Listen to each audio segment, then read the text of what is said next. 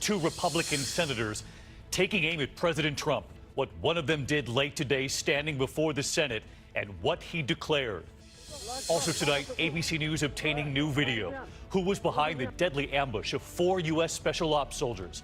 Why did their mission suddenly change, and was the CIA involved? The severe storms right now in the east, the dangerous commute, and at least 9 reported tornadoes. The passenger plane losing radio contact in San Francisco. Air traffic control telling the cockpit 6 times do not land, fearing there was a passenger plane on that runway. The standoff right now, the fugitive officer who cut off his GPS tracker. The boulders thrown from an overpass, the windshield smashed, the father killed. Tonight, authorities say the teenagers behind the deadly prank. And remembering a well-known actor who made so many laugh. This is ABC World News Tonight with David Muir. Good evening, and it's great to have you with us here on a Tuesday night. And we begin tonight with 2 leading Republican senators taking on President Trump. One of them standing on the floor of the Senate late today and saying, "I rise to say enough." Arizona's Jeff Flake adding, "I will not be complicit." It comes just hours after Republican Senator Bob Corker reignited his very public feud with the president. Corker calling the president, quote, "an utterly untruthful president." President Trump unleashing a Twitter attack, and tonight the White House responding. ABC's Mary Bruce leading us off. Standing on the Senate floor, the Republican senator delivered an extraordinary indictment of the Republican president, calling Donald Trump reckless, outrageous, and undignified. I rise today to say enough.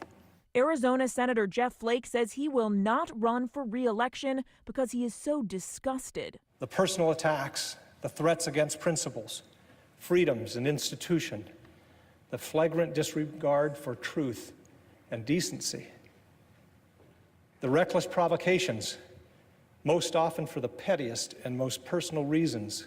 And to his colleagues, a warning that, quote, silence can equal complicity. We have fooled ourselves for long enough that a pivot to governing is right around the corner. A return to civility and stability right behind it. We know better than that. Calling it a matter of duty and conscience, Flake now joins a wave of top Republicans ripping into the president. This morning, it was Senator Bob Corker letting loose on GMA. I would just like for him to leave it to the professionals for a while. In response, the president unloaded in a barrage of tweets, claiming he refused to endorse Corker, saying he couldn't get elected dog catcher, and calling the influential head of the Foreign Relations Committee a lightweight, incompetent, adding people like little Bob Corker have set the U.S. way back. Corker, who has called the Trump White House an adult daycare center, tweeting back, same untruths from an utterly untruthful president. Hashtag alert the daycare staff. He told reporters everyone sees through Trump's bullying. And I think that the worst of it is going to be just the whole debasing, if you will, of our nation. You think the president's debasing the nation? I don't think there's any question. Corker was an early supporter of Trump, but asked if he would do it again, he said no way. It all comes the same day the president traveled to the Capitol to rally Republicans on tax reform. Mr. President, any comment on Senator Corker? But his feuds are overshadowing his agenda. Does any of this make the president pause and wonder if he is doing anything wrong, that he bears any responsibility? Look, I think the voters of these individual senator states are speaking in pretty loud volumes. I think that they were not likely to be reelected.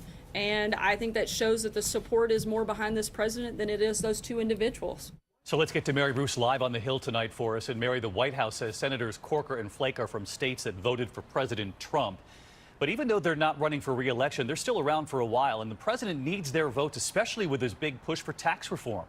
Exactly. And David, a reminder of the math here. Senate Republicans have just a 2-vote majority. And now you have 2 top Republicans who don't feel the pressure of re-election and aren't exactly inclined to just fall in line behind the president. But some Republicans are happy to see them go. A source close to Steve Bannon told ABC News his reaction tonight: another day, another scalp.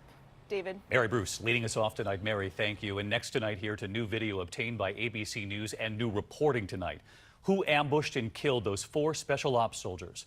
We now know the mission changed for those 4 soldiers and their team, morphing into a second mission for a high-value ISIS target.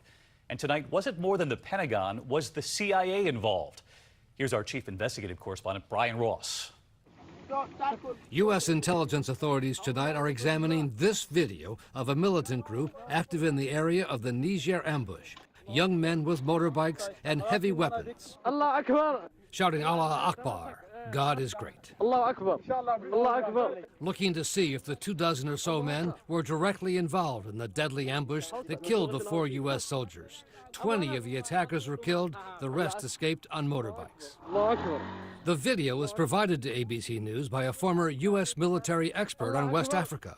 The images reportedly sent around the time of the attack to residents of the village where it happened, the men speaking in local ethnic dialect. Says, if we capture them, what are we going to do with them? One of them says we'll decapitate them. Another guy says we'll fight them with weapons. Rudolph Atala spent years in the region for the U.S. military and says the video was actually shot by the leader of the local militant group, who is named Abu Wali, who last year pledged allegiance in another video to ISIS. He is certainly one of the, I would say, high-value individuals that the U.S. government is looking at. U.S. forces have been in Niger for 4 years now, training local troops and waging a secret war against terrorists that also involves the CIA. So are they taking risks? They are. 2 senior U.S. intelligence officials tell ABC News tonight that the mission went from reconnaissance to kill or capture after the unit received information that a high-value target had been located some 8 hours away. They were ordered to move on his location, but found nothing. Did the mission change? That is one of the questions that's being asked. It's a fair question. The ambush took place as the unit returned to base, low on sleep, their movements now being tracked by the militants. Help did not arrive for 2 hours. And Brian Ross back with us tonight, and we know the Pentagon has said that when the original mission was planned, contact with the enemy was, quote, unlikely. We are now hearing that this mission changed to a kill or capture mission. So the question, were these American soldiers adequately prepared for that change in mission? Well, David, that's the key question. Investigators have been told there was a second Green Beret team that was supposed to chopper in to meet up with the first team, but that they never made it. Now the question tonight, David, is why? Brian Ross tonight and your team, thank you.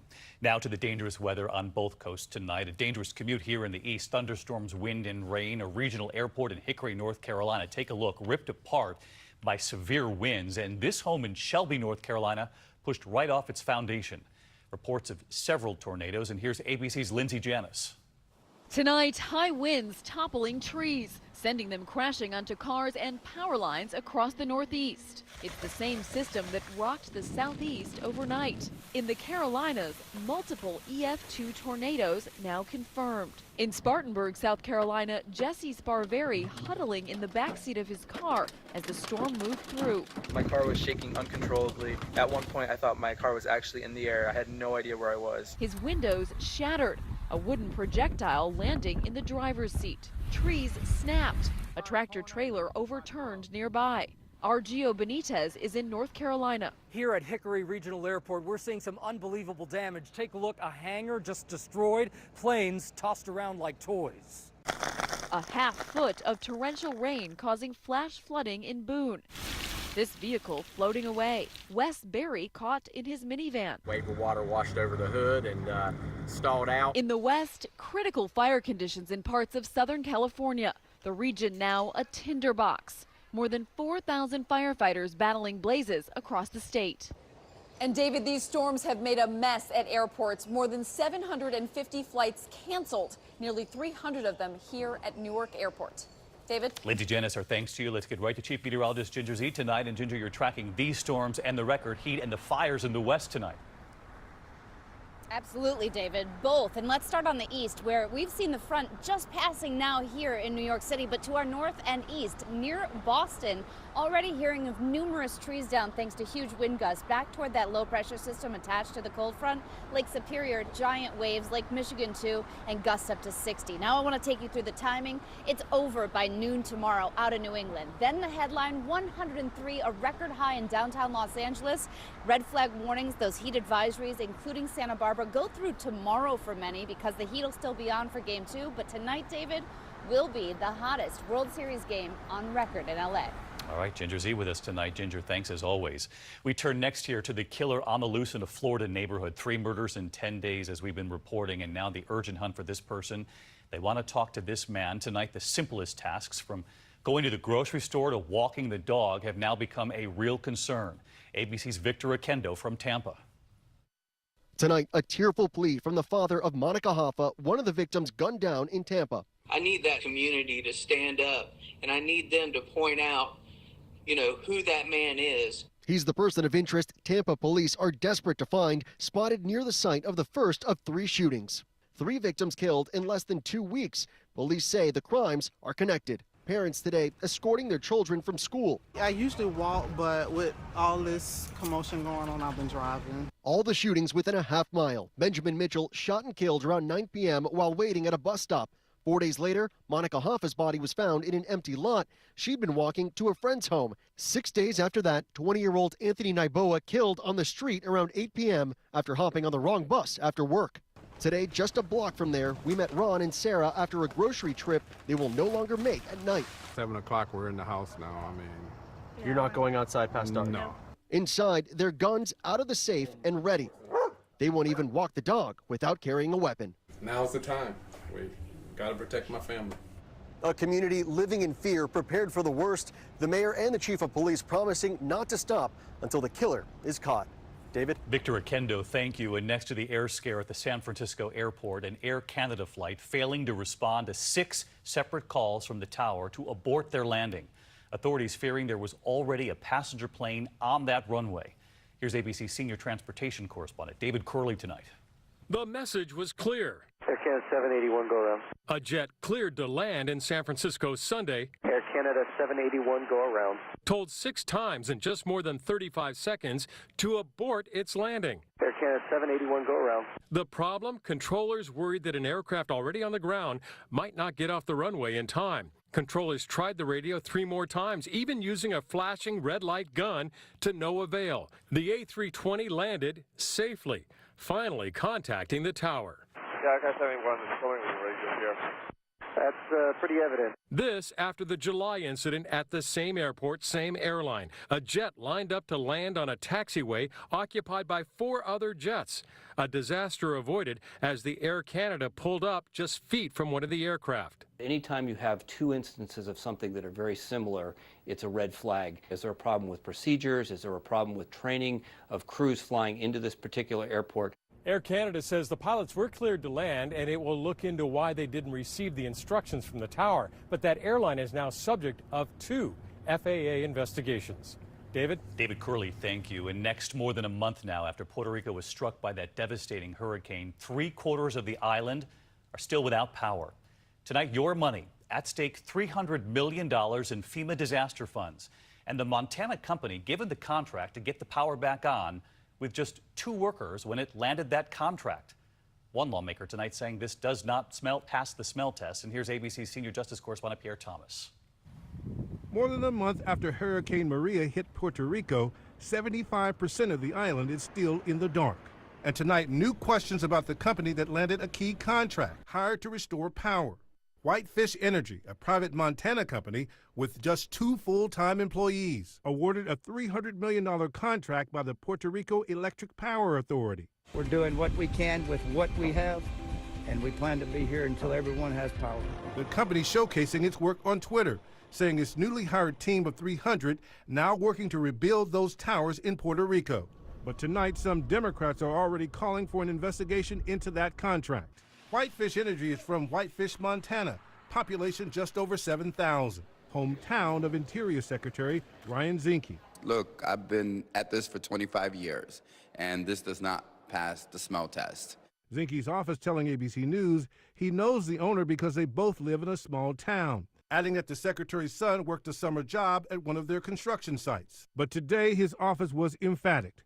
Neither the secretary nor anyone in his office have taken any meetings or action on behalf of this company. Whitefish says they're simply the best team for the job, pointing out they use helicopters and repair buckets that reach 70 feet higher than typical power trucks. You know, we specialize in difficult and mountainous terrain projects. Every day that they're without power is a day that economy isn't functioning. It's another day people are suffering.